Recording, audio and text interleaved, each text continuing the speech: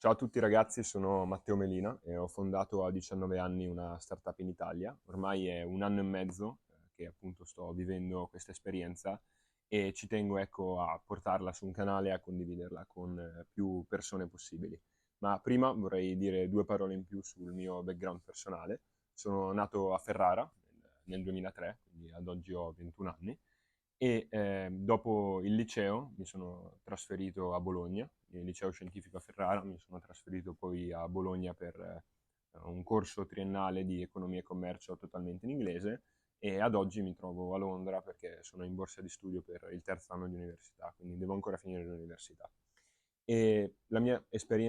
prima esperienza imprenditoriale in realtà è stata prima dei 19 anni, perché appunto a 15-16 anni più o meno, era il terzo anno delle superiori, inizio a lavorare nel mondo delle scarpe, delle scarpe a tiratura limitata, quindi tutte quelle scarpe come le Dunk, le Jordan, la cui domanda era più alta dell'offerta e di conseguenza rispetto al prezzo di retail c'era poi un prezzo di resell. Quindi inizio a lavorare in questo settore, inizio a lavorare in B2B, quindi compravo dal retailer e vendevo al reseller, quindi store di resell, compravo dai retailer come Nike, JD, Howlab, Foot Locker e poi le rivendevo ai resell store in Italia, che principalmente erano 2 o 3 resell store in totale a cui vendevo la maggior parte delle paia e diciamo che inizio a capire un po' come funziona il meccanismo e passo a lavorare all'interno di un e-commerce che non ho fondato io, ha fondato un'altra persona, ma ecco, mi sono unito a quel progetto e ho iniziato a lavorarci dentro. Quando poi ho saputo che ero stato preso a Bologna, erano ormai 3 anni e mezzo, 4 anni che lavoravo all'interno di quel settore e mi sono stancato sostanzialmente, anche se andava abbastanza bene, e ho deciso di vendere tutto, quindi exit, possiamo chiamarla exit se vogliamo sì, e mi sono trasferito a Bologna senza niente, quindi ho avuto 6 mesi più o meno in cui non lavoravo e poi si è aperto l'altro capitolo, quello che vi dicevo appunto della startup che ora vi racconto. Il discorso scarpe è molto interessante, potrei ecco, farci un video interamente dedicato, quindi non voglio spoilerare troppo, perché è stato veramente interessante ed è stato un capitolo gigante, ma soprattutto molto molto divertente e formativo. Quindi, passando al capitolo startup, cosa succede? Mi trasferisco a Bologna, appunto da Ferrara, e tra il primo e il secondo anno di università conosco quelli che poi sono diventati i miei attuali soci in Mangofit. Spoiler del nome, Mangofit appunto è la startup che ho fondato, che è sostanzialmente un software per personal trainer che aiuta i personal trainer a gestire e erogare il loro servizio appunto di personal training e la gestione dei clienti allo stesso modo. E quindi appunto conosco i miei soci a Bologna a un evento di startup in cui andavano appunto persone interessate al settore, al mondo delle startup che stavano fondando qualcosa, erano interessate o avevano delle idee, eccetera, eccetera. Li conosco e dopo che li ho visti a quell'evento lì, dove tra l'altro ricordo di aver parlato a uno di loro del fatto che avevo ancora delle scarpe in magazzino e quindi stavo cercando di vendergli delle scarpe, iniziamo a parlare e ci rivediamo, ricordo, altre 2 o 3 volte in una palestra che frequentavamo tutti e tre a Bologna e poi altre volte ci vediamo ad altri eventi a Bologna, sempre di startup. Dopo 3-4 volte che ci vediamo, appunto, mi chiedono di andarci a bere qualcosa, io ancora non sapevo nulla al riguardo e sostanzialmente mi raccontano che avevano questa idea, che si chiamava Mangofit, appunto, da frequentatori tutti e tre di palestre, loro erano in due, io appunto ancora non lo sapevo, però tutti e tre frequentavamo il mondo delle palestre, e mi dicono che avevano questa idea che era quella di fare un matching tra l'utente, quindi il cliente, che doveva cercare un personal trainer e attraverso un questionario si matchava con il personal trainer adatto alle sue esigenze. Quindi iniziamo pian piano, io ovviamente super carico, accetto e iniziamo a lavorarci, iniziamo a cercare di validare il problema, soprattutto se il problema fosse reale, iniziamo a parlare con tanti utenti, con tanti personal trainer, sembrava potesse funzionare. Anche lì facciamo tantissimi errori perché ovviamente era l'inizio e quindi lì era maggio-giugno del 2023 e ci ritroviamo a dicembre, quindi nel giro di quanti sono 6 mesi, un po' più di 6 mesi, ovviamente non eravamo tutti full time perché stavamo facendo anche altro, a lanciare ecco, una prima versione. A dicembre costituiamo e lanciamo la prima versione a gennaio. Ovviamente prima non era live negli store, non era pubblica, ma già la facevamo utilizzare ad alcuni personal trainer e alcuni utenti. Quindi, cosa succede? Lanciamo e ovviamente come tutti i lanci non va al massimo, non è che il giorno del lancio 1000 personal trainer sono entrati, ma pian piano iniziamo ad aggiustare determinate cose, entrano prima 5 personal trainer, poi il giorno dopo ne entrano 7, poi il giorno dopo ne entrano 12, pian piano ecco iniziano ad entrare alcuni personal trainer e entrano alcuni utenti. Tra le varie difficoltà che non mi sto a elencare, perché ovviamente erano tante, quella principale era una, ovvero che il problema che stavamo risolvendo forse non era così tanto un problema, perché qual era il punto? Ci accorgiamo, e dati alla mano, che ho dati che ho segnato ovviamente,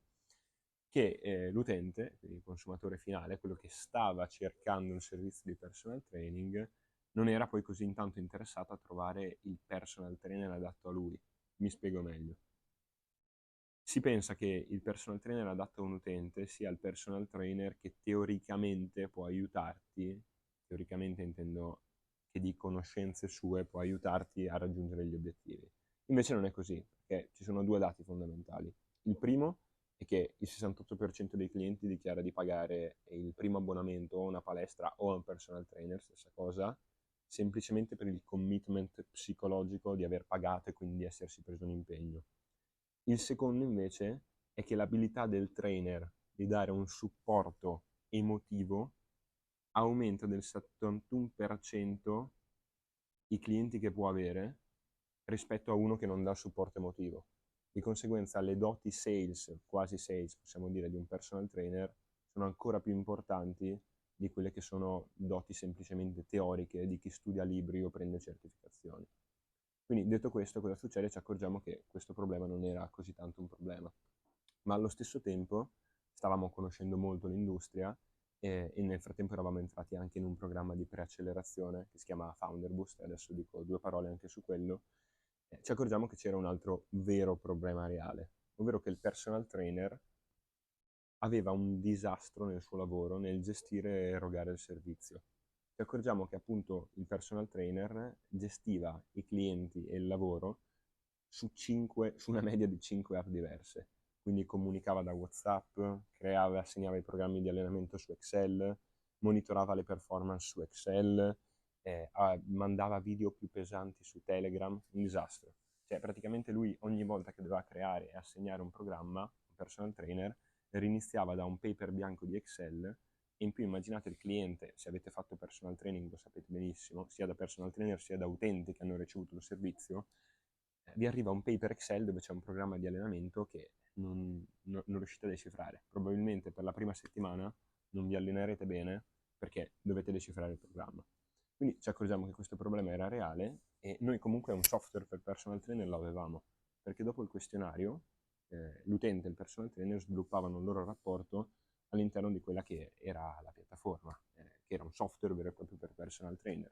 Quindi ci diciamo, ma se togliamo tutta la parte di questionario e teniamo semplicemente il software per personal trainer, cavolo, potrebbe funzionare. Faccio un passo indietro, ad aprile entriamo in questo programma di preaccelerazione che si chiama Founder Boost Italia, erano questi americani della California che avevano aperto un programma in Italia con team tutto italiano e prendevano 4 startup in tutta Italia, ci hanno preso, programma gratuito, lo consiglio a tutti quelli che sono all'inizio, ha formato sia Mangofit, ma ha formato tanto anche me, che ero all'inizio di quello che era il mondo startup, e quindi anche lì ci formiamo molto, facciamo network, conosciamo persone del mondo startup, conosciamo persone del nostro settore, quindi sports tech, cresciamo tanto. E quindi pivotiamo, possiamo dire, in questa direzione, in cui diventiamo sostanzialmente un software per personal trainer, per aiutare il personal trainer nel suo lavoro, e proseguiamo in quello che era il nostro percorso. Dopo Founder Boost ci diciamo, ok, possiamo essere pronti per un vero e proprio programma di accelerazione e durante l'estate, ricordo, quindi dopo Founder Boost, iniziamo a fare le selezioni per dei programmi di accelerazione. Qual è la differenza? Che il programma di accelerazione ti dà proprio del cash, ti dà un investimento, invece Founder Boost, che è pre-accelerazione, non dava cash. Quindi iniziamo a fare le selezioni per dei programmi di accelerazione che comunque durano qualche mese e eravamo negli step di selezione con Nana Bianca a Firenze, B4I che è di Bocconi e Wisport Up. Alla fine entriamo in Wisport Up, che era quello in cui volevamo entrare, acceleratore sports tech / fitness, quindi super super in target con noi, e riceviamo il nostro primo investimento, perché Wisport Up è un acceleratore supportato da CDP Venture Capital, Cassa Depositi e Prestiti Italiana, e quindi riceviamo il nostro primo investimento. Veniamo selezionati tra le 9 start-up delle 1300 che avevano mandato application, quindi super super contenti ovviamente, e inizia il nostro percorso. Andavamo a Roma, alcune lezioni erano in presenza, alcune invece non lo erano ed erano online. Io nel frattempo mi ero già trasferito qua a Londra da settembre per il terzo anno dell'università e quindi riesco a gestire il tutto. Nel frattempo cresciamo molto e finisce il 2024, quindi il primo anno che è andato abbastanza bene, avevamo lanciato la nostra prima versione pubblica a gennaio, avevamo aggiustato determinate cose pivotando durante una preaccelerazione, siamo entrati all'interno di un acceleratore, abbiamo ricevuto i nostri primi soldi, diciamo che abbiamo seguito quelle che sono anche abbastanza in maniera veloce gli step, diciamo, che una startup può andare incontro, no? Quindi finiamo il primo anno, tutto il 2024, che abbiamo parlato con 1000 personal trainer italiani. Più di 100 di loro stavano pagando in piattaforma, perché nel frattempo cosa succedeva? Personal trainer, nel nuovo modello, ci pagava una subscription mensile sulla base di quanti clienti erano coinvolti nella piattaforma e quindi stanno andando bene il tutto, stavamo crescendo, zero soldi spesi in marketing e ADV e avevamo convertito quei numeri, tutti i 1000 li abbiamo contattati a mano e ci avevamo parlato personalmente in almeno una call per ricevere feedback e capire come costruire il prodotto, però diciamo problema validato, nel senso questa cosa può funzionare, stiamo diventando un vero e proprio modo di lavorare per i personal trainer, ora dobbiamo scalarlo. I personal trainer in Italia si dice essere intorno ai 100.000, ne abbiamo presi 100, ok, dobbiamo capire come metterlo in mano a più persone possibili. Però avevamo capito che aveva senso che esistesse questa cosa. Quindi andiamo avanti, ci troviamo a gennaio del 2025, finisce Wisport Up a fine di gennaio del 2025 con il Demo Day allo Juventus Stadium, quindi piccio io allo Juventus Stadium, come ho picciato anche allo Stadio Olimpico, quindi vedete come un programma di questo tipo vi mette su palcoscenici grandi in cui magari sì ci potrei arrivare da solo, ma magari in più tempo, quindi molto intensivo, dalla parola accelerazione accelera tutti i processi e iniziamo il 2025, ci chiediamo ok, come si fa a scalare adesso? E vediamo che comunque per scalare avevamo bisogno di curare il brand,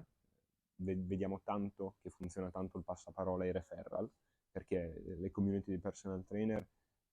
posso dire dalla mia esperienza per ora, si parlano e sembra che tra alcuni si aiutano e quindi di conseguenza vediamo che col passaparola funzioniamo bene, quindi andiamo avanti di passaparola, ci affidiamo a un'agenzia di marketing e comunicazione che ci sta curando totalmente Instagram, ci sono appunto dei modelli che mettono a disposizione per fare i reels, quindi stiamo scalando anche da quel punto di vista, e in più scaliamo tanto anche attraverso deal B2B, ovvero lavoriamo con palestre, lavoriamo con hotel, resort di lusso in particolare, lavoriamo con delle università, quindi tutte delle strutture che vogliono mettere il fitness al centro, hanno dei personal trainer e ci pagano e noi diamo a tutti i loro personal trainer il nostro software per gestire l'utente finale di quella determinata struttura. Ok, questa è la situazione ad oggi. Ho cercato di riassumere un po' quella che è stata la mia esperienza, raccontarvela e l'obiettivo di questo video e in realtà di proprio il canale è quello di stimolare, di motivare, cercare di motivare, anche se questa esperienza è ancora in corso, non ho fatto nulla di che, nel senso ci sto solo provando e ci provo ogni giorno come fanno tanti, ma quello che vorrei fare è condividerla, cercare di stimolare delle persone, ispirarle e creare ecco, una sorta di community in Italia, questo sarebbe il mio obiettivo attraverso questo canale di persone che interagiscono, che stanno creando qualcosa, vogliono creare qualcosa, hanno in testa un'idea, vogliono metterla in pratica, persone che vogliono creare, che hanno voglia di fare e cercare di raggrupparle e parlare, scambiarci feedback, commenti, quindi se volete commentare pubblicamente assolutamente siete benvenuti, e se non volete farlo pubblicamente scrivetemi in privato, dove volete, su LinkedIn preferibilmente, che è il canale che guardo di più. E quindi questo è quello che vorrei fare. Se avete domande fatele senza nessun problema e ci vediamo nei prossimi video. Ciao a tutti!